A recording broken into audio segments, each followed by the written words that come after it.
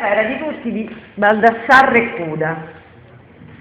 Andare per colli e valli è una delle attività che, da solo, in compagnia, mi ha portato a conoscere i posti più nascosti della Soriana Ibleo, dove un'edicola costura, un mulino abbandonato o una vecchia cascata mi hanno stimolato a cercare di capire i segni di questo territorio, non solo tramite le testimonianze orali, ma anche la ricerca archivistica.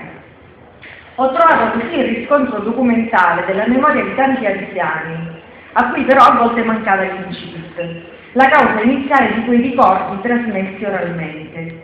Ma quel che è più importante di tutto ciò è stata la possibilità di andare al di là del fatto estetico.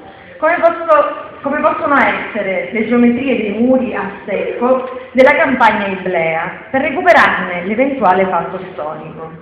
Così, con mia grande sorpresa, ho scoperto come certi periodi della nostra storia siciliana, facilmente definiti bui, sono stati invece ricchi di avvenimenti importanti, che hanno lasciato traccia nella vita e nelle relazioni sociali dei piccoli borghi sparsi nel territorio. Avvenimenti che hanno determinato l'evolversi della storia della Sicilia, che forse mai è stata un'isola, legata strettamente tramite le vie del mare agli altri paesi del Mediterraneo, e non solo, ora alla Grecia, ora all'Italia, ora all'Africa, alla Francia, alla Germania, alla Spagna o anche all'Inghilterra e all'Austria.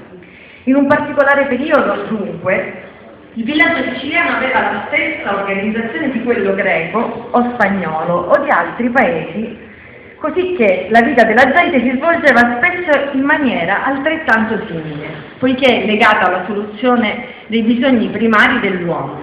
L'attività umana era infatti connessa principalmente al lavoro della terra e all'allevamento del bestiame, che in ogni paese di questo continente di mezzo trovava nelle terre comuni il necessario per la propria esistenza.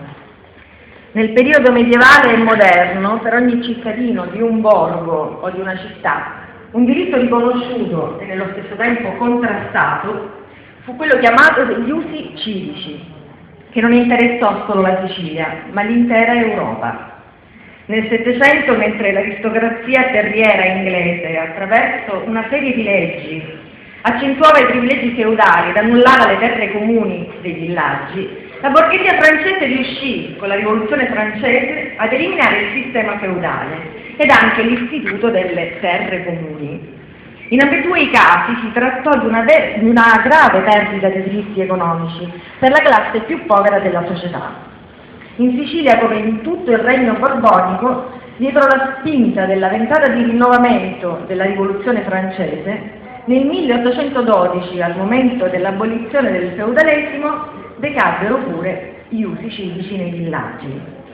C'erano motivazioni di ordine politico, quale la fine dei rapporti feudali angarici, ma anche di ordine economico, quali un'agricoltura più razionale legata alle nuove tecniche di lavoro e le nuove tipologie culturali.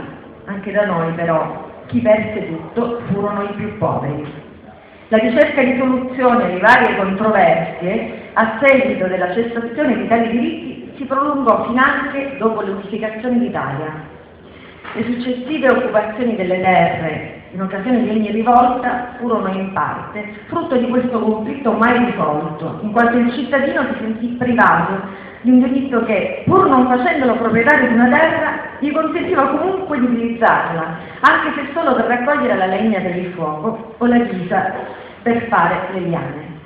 Ma di tutto questo forse si è persa la memoria.